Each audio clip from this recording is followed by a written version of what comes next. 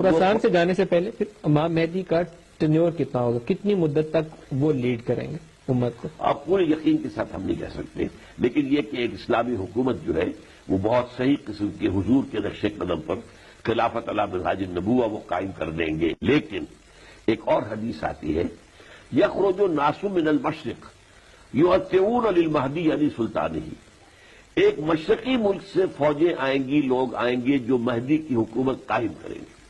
تو مشرق اسی لیے ایک اور حدیث بھی آتی ہے حضور کی کہ مجھے ہند کی طرف سے ٹھنڈی ہوا آتی ہے، ہندوستان کی طرف سے۔ تو مشرق اسی لیے ایک اور حدیث بھی آتی ہے حضور کی کہ مجھے ہند کی طرف سے ٹھنڈی ہوا آتی ہے، ہندوستان کی طرف سے۔ تو آپ کا ایک سٹیٹمنٹ تھا کہ 1962 میں امام مہدی کا ظہور ہو چکا، اس پہ تفصیل جاننا چاہوں گا۔ یہاں میری یہ بات آئی تھی اور یہی راولپنڈی کے ایک جلسے میں نے یہ بات کہی تھی اور میرا گمان تھا، لیکن وہ گمان صحیح ثابت نہیں ہوا۔ یہ ہمارے اندازے ہوتے ہیں۔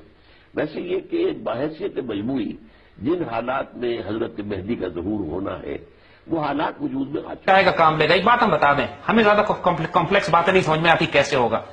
ہمیں پتا ہے کہ میرے آقا صلی اللہ علیہ وسلم نے فرمایا کہ آخری دور میں خلافت علی منہاج النبوہ قائم ہو جائے گی۔ کیسے ہوگی میرا پرابلم نہیں ہے، میرے آقا نے فرمایا ہوگی۔ خوشخبری دی ہوئی ہے حضور نے صلی اللہ علیہ وسلم کہ قیامت سے پہلے پوری دنیا میں نظام خلافت علی منہاج النبوت قائم ہوگا، ہو کر رہے گا، اس میں کوئی شک و شبہ مجھے نہیں ہے اور نہ ہونا چاہیے کسی کو بھی جس کا بھی ایمان ہے محمد الرسول اللہ صلی اللہ علیہ وسلم پر، صحیح اور پختہ حدیث کے اندر موجود ہے۔ ظاہر بات ہے کسی ایک ملک سے شروع ہوگا، یہ ایک علیحدہ موضوع تھا، اس کے لیے میں نے آج جو ہے ادھر میں نہیں جا سکا ہوں۔ اس کے لیے مشیت خداوندی بہت عرصے سے اس خطے کے لیے کچھ طے کر چکی تھی۔ یہ وہ آیات ہیں، یہ وہ کرامات ہیں جو پاکستان کے ساتھ وابستہ ہے۔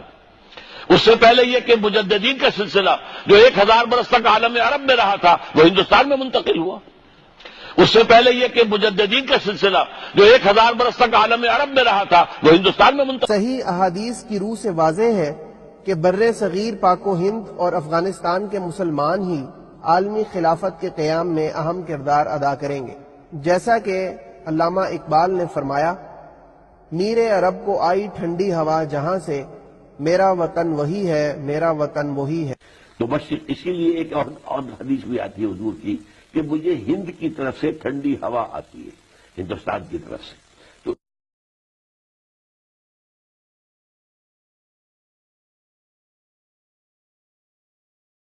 کس میں؟ عیسائی مشنریز کو ساتھ مناظرے کر کے غلام احمد نے انہیں شکست دی۔ اچھا۔ اور ایک زبردست جو ایک وائلنٹ تحریک اٹھ گئی تھی، یہ ستیارتھ پرکاش کا جو مصنف تھا، آریہ سماج، تو آریہ سماج کے لوگوں سے بھی اس نے مناظرے کیے، انہیں شکستیں دی۔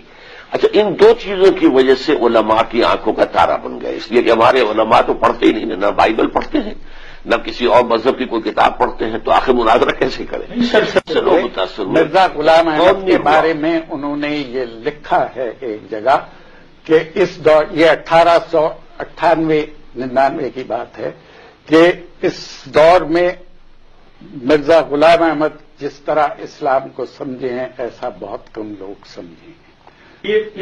اور جو آپ نے جملہ نوٹ کیا ہے، میں نے اس کے برعکس یہ سنا ہے کہ انہوں نے کہا کہ اگر کوئی شخص آج اسلام زندہ دیکھنا چاہے تو قادیان میں جا کے دیکھے۔ بہت بڑی تعداد اس وقت تحریک پاکستان کے غابرین کی احمدی تحریک سے متاثر ہوئی تھی ڈاکٹر صاحب، کیونکہ یہ عیسائیوں کو جواب دیتے تھے۔ تحریک پاکستان ہی نہیں، خود جو ہے مولانا ابوالکلام آزاد، مولانا ثناء اللہ امرتسری، اصل میں یہ ایک خاص دور تھا جب کہ اسلام کے خلاف ایک تو عیسائی متاثر تھے، یہ خود تھے، یہ غلام رسول مہر اور عبدالمجید صالح احمدی تھے۔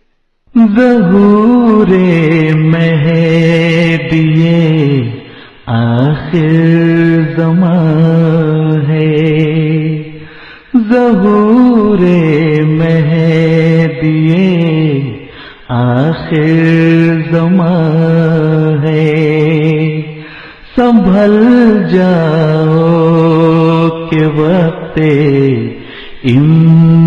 امتحان ہے، سنبھل جاؤ۔